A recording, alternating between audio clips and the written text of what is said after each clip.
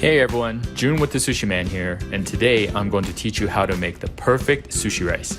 And I'll be using a regular pot on the stove, which means no rice cooker required. I'll also be teaching you my personal recipe for a simple and traditional sushi vinegar, so be sure to watch the entire video. After you follow these step-by-step instructions, you'll easily be able to make restaurant-quality sushi rice anytime in the convenience of your own home. And if you haven't already, make sure to check out my How to Roll Sushi video, so you can put this amazing sushi rice into good use. Now let's get right into it.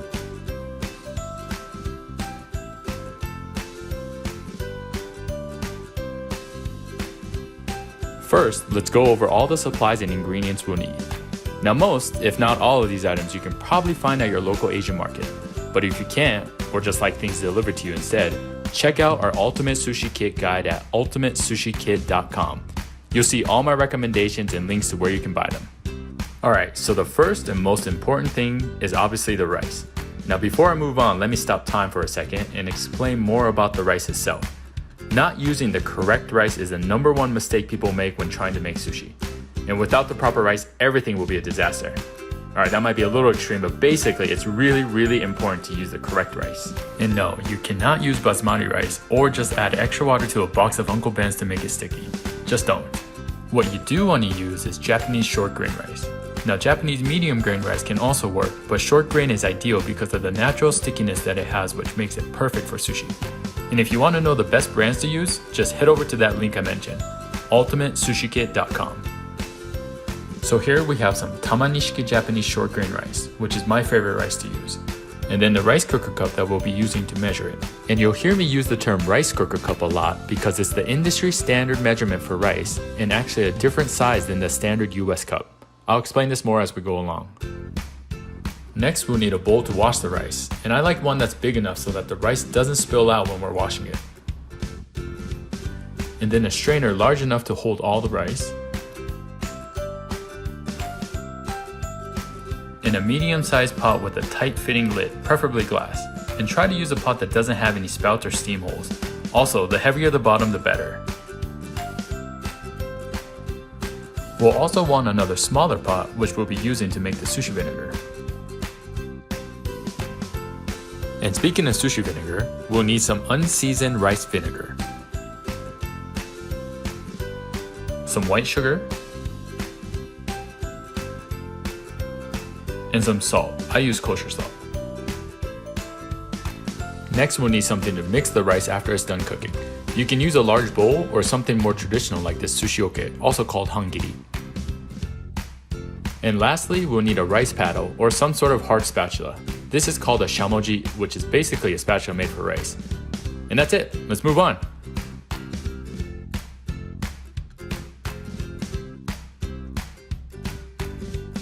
Alright, now that we've gone over everything we need, let's measure and wash the rice.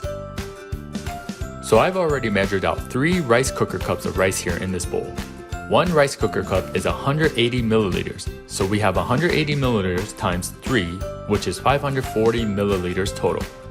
And just a note, a standard US cup is 240 milliliters, so make sure to measure it correctly depending on the cup you're using. And when measuring the rice, be sure to level off the top of the cup. You can use a butter knife or chopstick or my finger katana technique like what I'm doing here. Basically just make sure it's level. And I just wanted to show how to measure the rice correctly, so normally we won't have multiple bowls like this. Instead, we'll just measure the rice directly into the washing bowl. Alright, now let's take this over to the sink. Now we want to use cold water to wash the rice until the water becomes clear.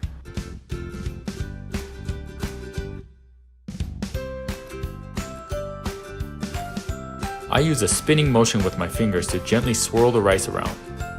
And this is why I like to use a larger bowl so that I have room to wash the rice without it flying out. And you'll see that the water gets cloudy almost immediately, which is the starch coming off. And you don't want to let the rice soak in this milky water for long, so be sure to drain it quick, especially the first couple times. And when you do drain out the water, try not to lose any of the rice. That's why I use my other hand to support the bottom like this, and use it like a strainer to catch any that fall out. Now we're just going to repeat this process about 4 to 5 times. And try not to squeeze or push on the rice because you want to avoid breaking the grains as much as possible. After a few washes, you should notice the water becoming a lot clearer. And don't worry if it's not crystal clear. Again, you don't want to break the rice by washing it too much.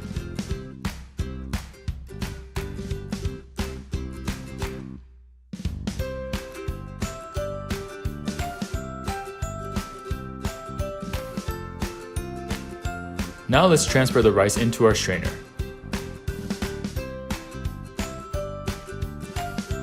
And we want to make sure we get all the grains out. Come on.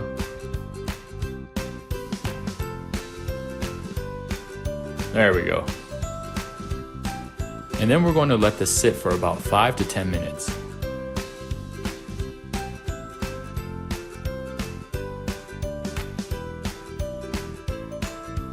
Now it's time to soak our rice. So let's transfer the rice into the pot and cause a mini earthquake while we're at it. And you should notice that the rice has turned into a more solid white color, which is good. It means that the rice is absorbing the moisture. And I like to level this out a bit before I start pouring the water. So measuring the water is really simple. Basically, it's a 1-to-1 ratio. So since I use 3 rice cooker cups of rice, I'm going to put 3 rice cooker cups of water. This is why this method is so simple, and you can practically use any cup, as long as you're using the same cup for both the rice and water. So there was 1, 2, and 3. Now let's make sure that the rice is level again, and be sure it's fully submerged. And then we're going to let this soak for 20 to 30 minutes. Alright, since we're waiting on the rice to soak, let's use this time to make some traditional sushi vinegar. This is my personal recipe and it consists of just 3 ingredients. And I already have everything measured out here to go with our 3 cups of rice, but you can make a bigger batch and it'll easily last several months in the fridge, maybe even more. So first is the rice vinegar, and again, be sure it's the unseasoned one. This is 6 tablespoons or 3 ounces, which we'll just pour into our small pot here. Next, we add 3 tablespoons of white sugar,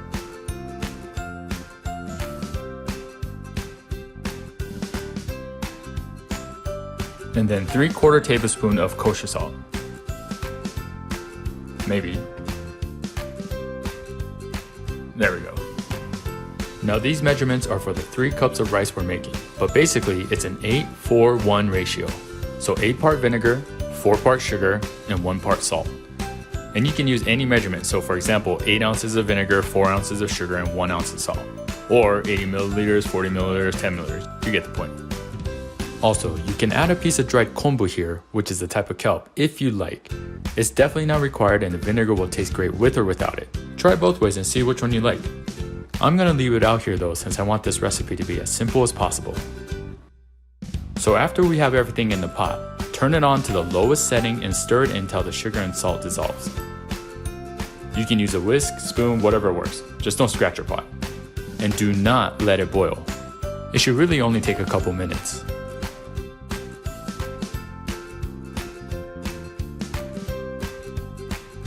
You can tell when the sugar and salt has dissolved once it becomes translucent. After that, we can pour it in a bowl or a jar and let it cool down a bit.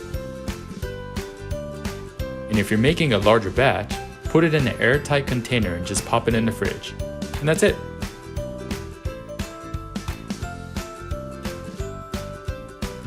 Alright, now let's get to actually cooking the rice. And just a quick side note here. Cooking rice on a stovetop isn't hard, but it can't beat the convenience of a rice cooker, which you literally just push a button. So if you plan to make sushi often, I highly recommend getting one. Alright, first, close the lid and bring it to a boil over medium heat. This should only take about 4 to 5 minutes.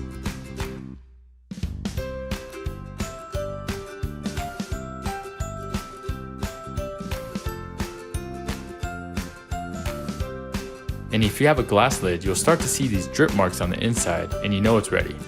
And you can always do a quick peek to see if it's boiling. Just try not to leave it open for too long.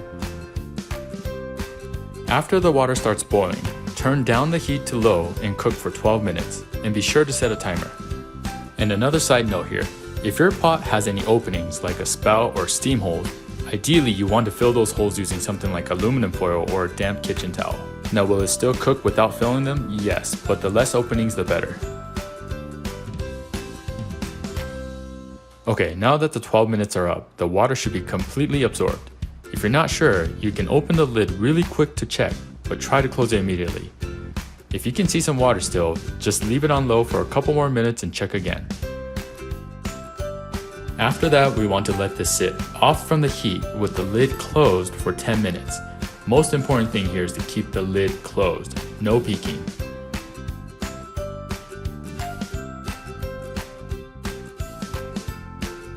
Alright, as we let the rice sit, let's prep our sushi oke or hangiri.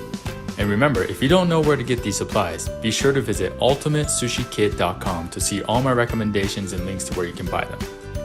Now there's a traditional method to seasoning and maintaining an oke, which I might make a video in the future. But for now, and this is if you have one, you just want to rinse it thoroughly without using any detergents or chemicals, and then soak some clean water in it for a few minutes.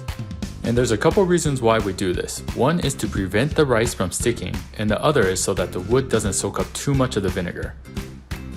Alright, now that our oke is nice and wet, use a clean, damp towel to wipe off any excess water and be sure to get the inside walls.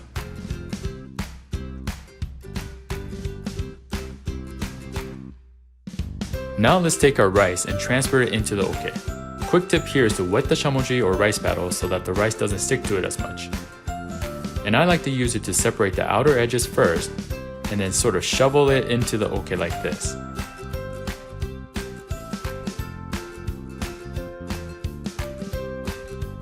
Now sometimes the rice may stick to the bottom of the pot, which is fine, just don't scrape it all off. A lot of times it's become hard or maybe even burnt, and you don't really want those pieces in there. Next, we're going to pour our sushi vinegar onto the rice and start mixing it. I like to pour the vinegar onto the shamoji and let that drip onto the rice. And you want to move it around so that it covers the rice evenly like this. Perfect. And another quick tip here, if you're using store-bought vinegar or have a batch from before, you want to use 1 ounce of sushi vinegar per 1 rice cooker cup of rice. So if you're cooking 3 cups of rice, use 3 ounces of vinegar. Alright, back to mixing. So we want to use this folding and slicing technique to mix the vinegar into the rice. The purpose is to evenly coat the rice in vinegar while breaking down any big chunks. And you don't want to stand the paddle too upright. Instead, keep it at an angle and use kind of a fanning motion to cut through the rice. And we want to make sure to keep the rice as fluffy as possible, so try not to smash or press on it too much. Now keep doing this until you feel that the vinegar has evenly mixed into the rice and there's no large clumps.